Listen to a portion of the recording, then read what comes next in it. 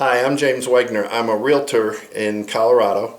I do video of listings of homes that are for sale, and one of the tools that I've needed desperately is a slider to do some nice sliding and panning shots in the homes that I'm marketing. I've tried looking on YouTube. I've tried two at least, maybe three of the DIY sliders that you can find on YouTube with varying degrees of success. They work, but they're not easy to use. The ones that I've used were flimsy so that I had to have two tripods to support it. And when you're trying to move around a house quickly to take video, you can't do that with two tripods. It just takes an enormous amount of time. So both of those have failed. What I wanted was similar to a Kessler Stealth, 3-foot mount on your tripod in the center, very rigid, very smooth working. But I couldn't find one that worked, so I had to come up with my own. And so what I'm going to show you is the assembly that I came up with. I don't think anybody's come up with something like this before. I hope you can use it, I hope you can improve it, and I hope you tell me what you think. So this is what I came up with here. It's track mounted. You can see that it's about 3 feet long.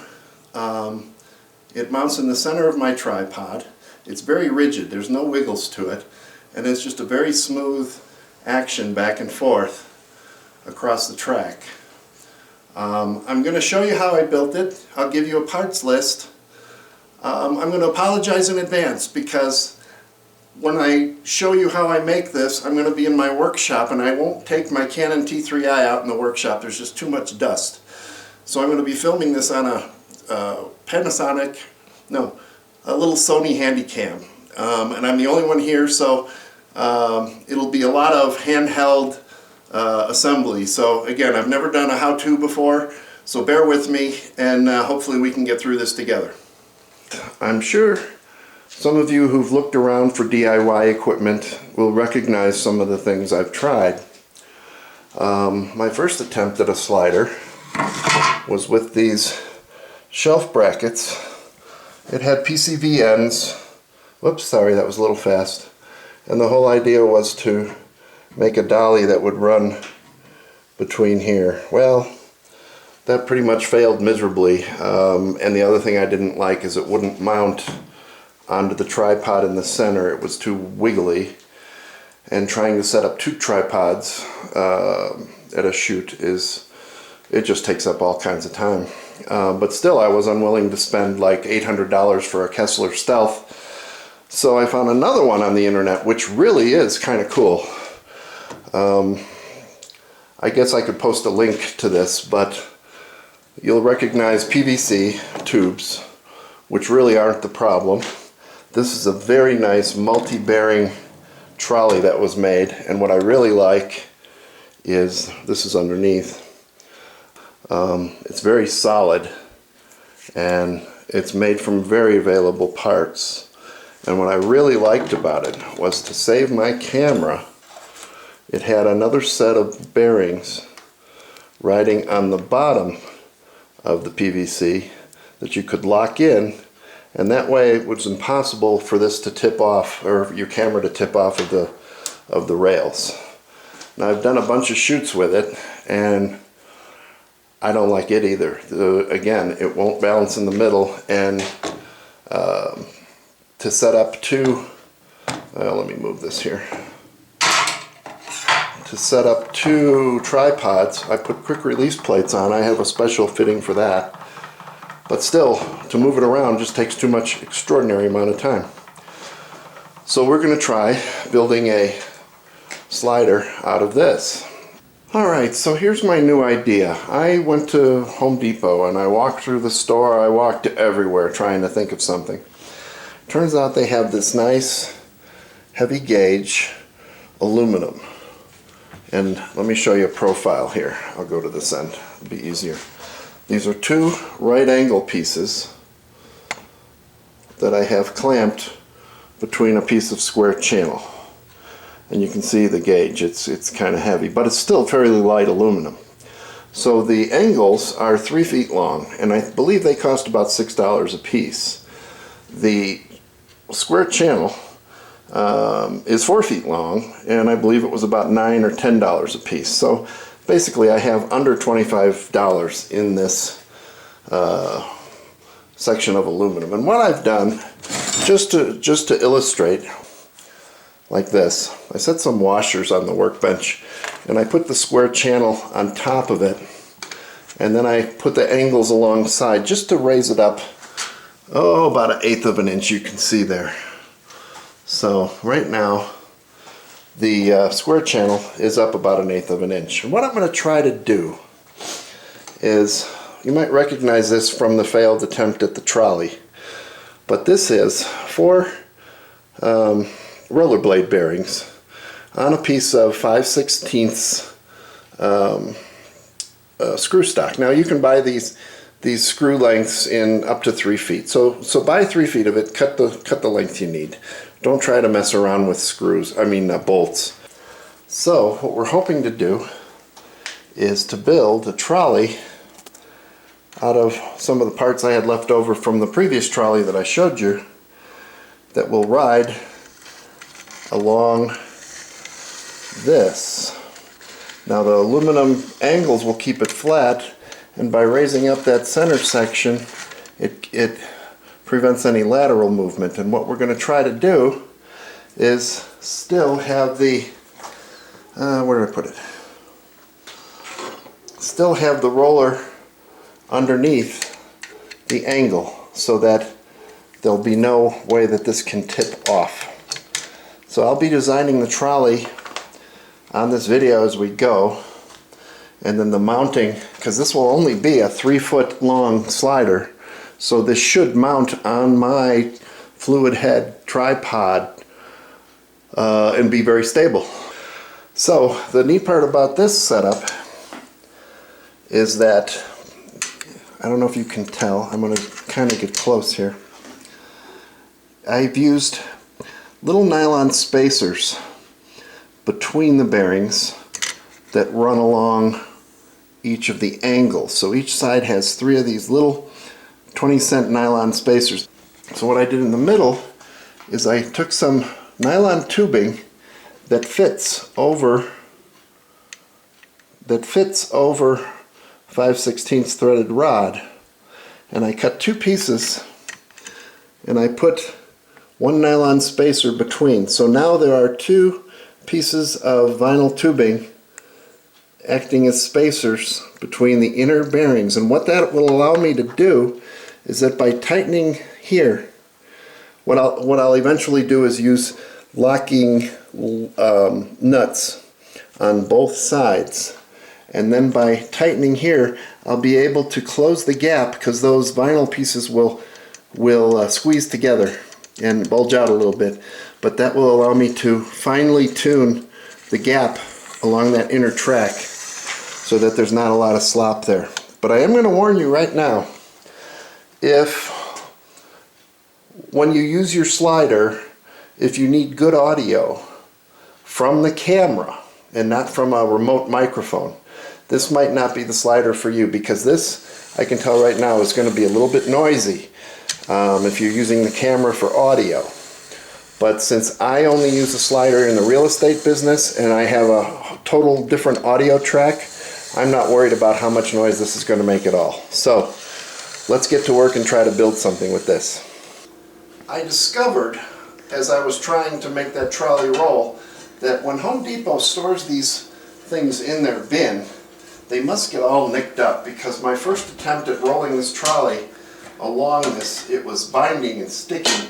What I had to do was take the center track that sticks up a little bit, and I had to use 400 grit emery paper to smooth off this edge.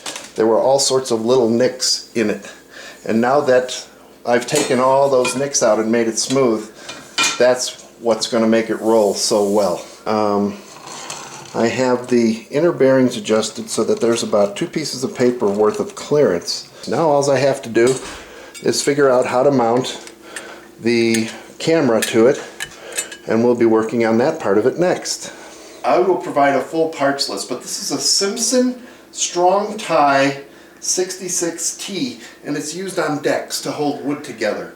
And for the previous attempt I had cut these off, and I'll be cutting them off further, but what it did is, if you want to zoom down here a little bit, it's really quite a nice motion across this aluminum. Like I said, it's going to be a little bit noisy, so if you're worried about the audio and you're not using a remote microphone, then this might not be for you, but there's no lateral movement and it just really rolls nice. So the next step I'll be doing is cutting these off and putting in an adjustable roller on the bottom to keep it from tipping this way, and we'll call that the next step. Alright, so since we're sort of building this on the fly, I don't have really any plans. Let me give you a partial list of what it is that we need. So we need 2, 4, 6, 8, and 2 for the bottom. We need 10 roller bearings. We need, probably a dozen or more of these. Let's see, 3, 6, 7, 14, and there's going to be at least 3 on the bottom. So you need 20 of these 5/8 nylon washers.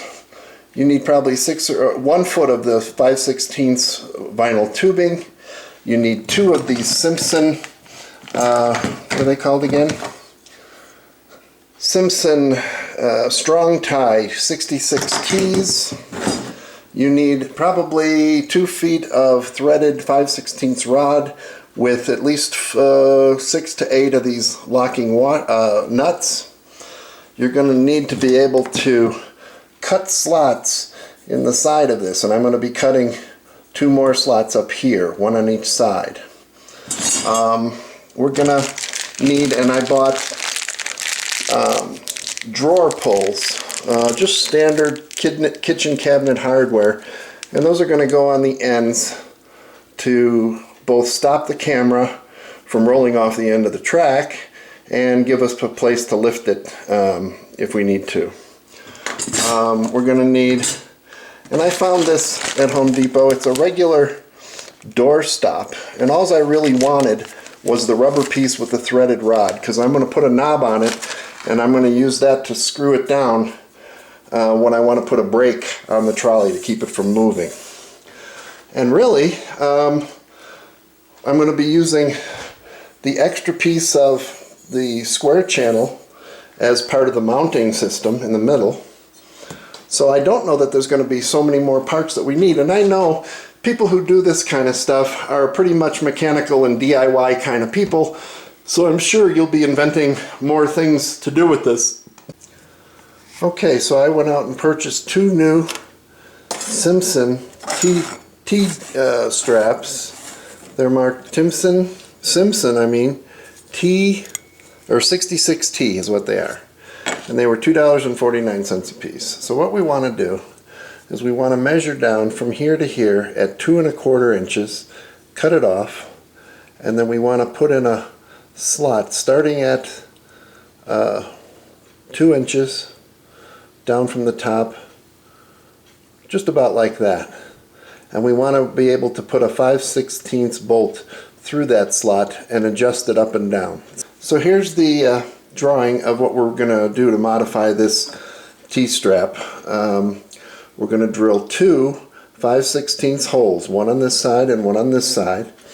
We're going to cut it at 2 1/4 inches from the top. We're going to make a cut right here, and then right in the middle we're going to drill a 5/16 hole on there and a 5/16 hole down here, and then we're going to cut the middle away to make a slot so that we can adjust where the bottom roller meets the bottom of the angle track. So then we're going to file all the edges to make them smooth. So I will show you the finished, and you're going to make 2 of these. So I will show you the finished ones in a minute. Also, in order to make the drilling easier, I took a punch and I put punch marks in the center of all my holes so that when I started to drill these out with a 5/16 bit, they didn't drift around on me. Oh, and here's a tip. This will save your hands from getting beat up if you don't have a vise, or if it's inconvenient for you to clamp or put this in a vise before you drill it. What I did is I used the existing holes that were already there to screw it to a piece of 2x4, and then I'm just going to clamp the 2x4 right to my bench, like this.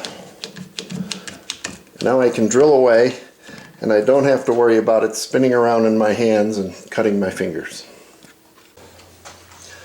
So here's the finished piece after a few minutes of cutting, drilling, and spending a few minutes with a file to take all the burrs off. So next we'll show what the assembly looks like. So here's the semi-finished dolly or trolley. The only thing I have not shown you is the bottom. And on the bottom, let's turn this over. What I have done is on the side of that bracket we made, using 1.5 inch 5/16 bolts, I installed another bearing with a nylon spacer on one side, 2 nylon spacers, and a washer just to put it right in the middle of the track. And putting one of these on both sides,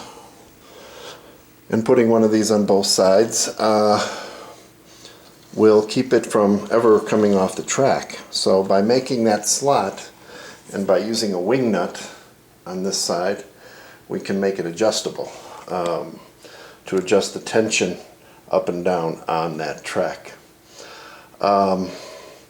You could make it with a nut on here, tighten both, and leave it there permanently.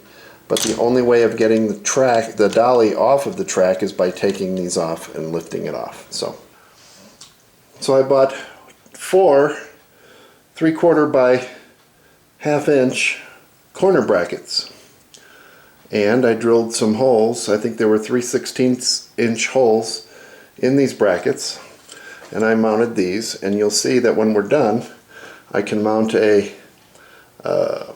plate for the top of the dolly. So now that we've mounted the corner braces to the plates with some small screws, lock nuts, and nuts, and now we have a stable platform where I am going to use what's left of a cutting board that I had. This is just a cutting board available at Walmart for like $3. I cut it to the size of another Simpson plate. This one happens to be a TP35. So I cut the cutting board to match the same size as this new TP35 plate. And you can see that that's going to mount very nicely on the top of our dolly. So what I'll need to do is, the reason I'm using this metal plate is so that I can put screws through the bottom and not worry about squeezing that plastic and deforming the plastic. So I drilled a hole that's big enough for a 1/4 inch by 20 thread screw to go through here, because that's what I will use to mount, at least for now, this ball joint and quick release plate for the camera. So let's get this mounted up. I'm also going to cut the screws to the proper length and use nylon locking nuts on all 4 sides. Alright, so to continue, what I did is I took the trolley and I put it on top of the metal plate and the cutting board piece, marked where the holes were, and drilled out the holes. I also, while I was there, drilled out the hole for the 1/4 inch bolt that's going to go through the middle. Okay, so there's one more thing you need to do before you do the complete assembly.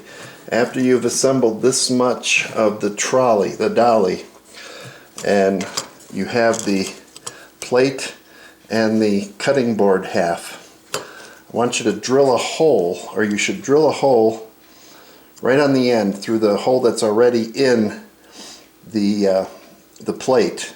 Drill a 1/4 inch hole all the way through both of them. Then, in just the cutting board side, take and cut the hole that you just drilled with a 5/16 or a 3/8 bit. Make the hole halfway down bigger, and then take a nut that fits your camera mount, which is the 1/4 inch 20.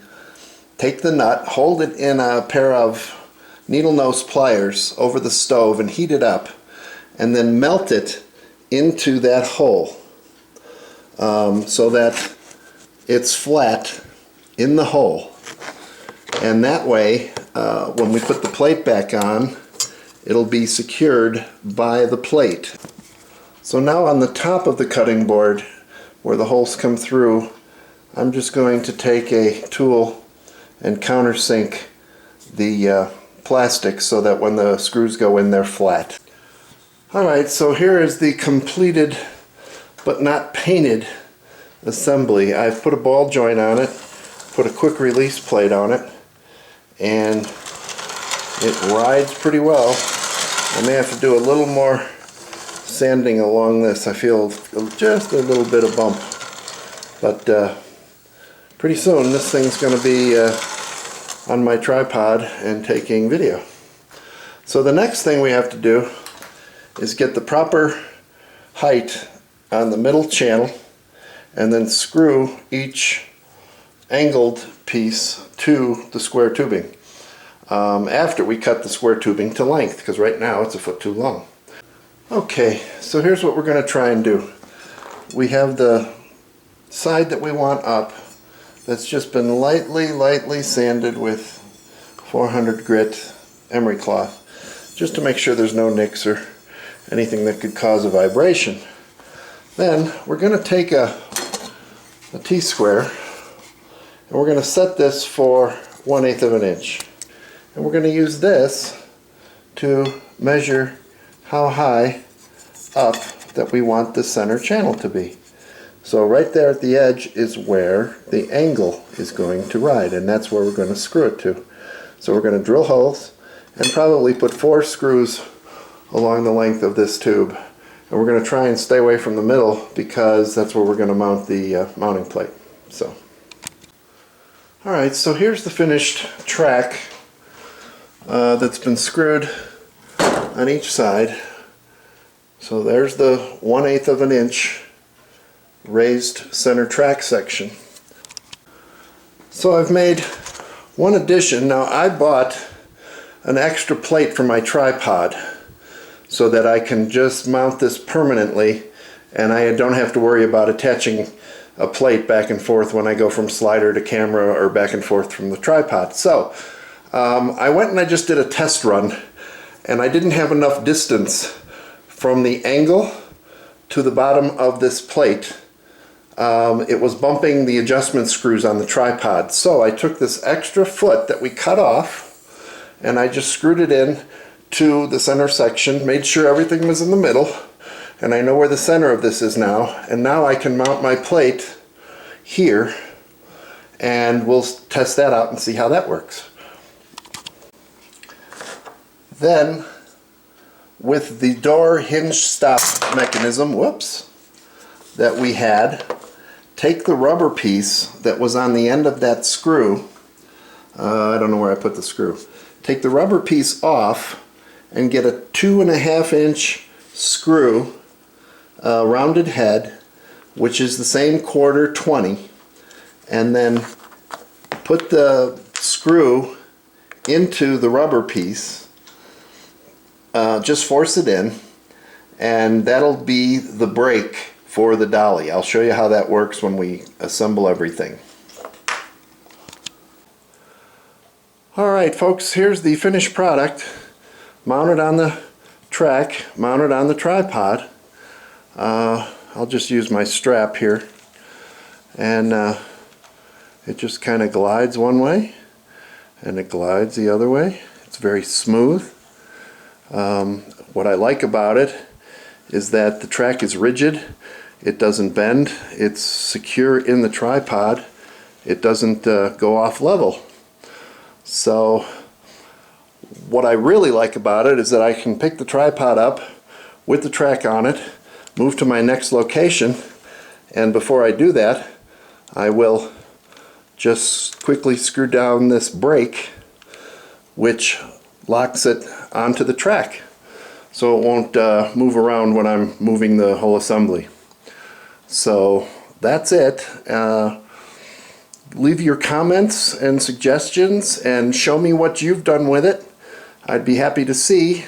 And good luck.